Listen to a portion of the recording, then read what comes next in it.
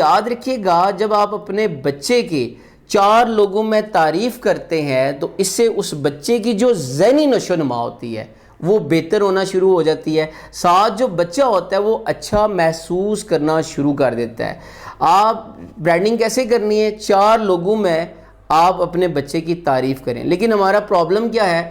ہم اپنے بچے کی نیگیٹو برانڈنگ کر رہے ہوتے ہیں۔ جب بھی 4 لوگ بیٹھے ہوں، رشتہ دار بیٹھے ہوں اور ساتھ ہی ہمارا بچہ بیٹھا ہو، ہم اپنے بچے کی جو خامیاں ہیں وہ ڈسکس کرنا شروع کر دیتے ہیں۔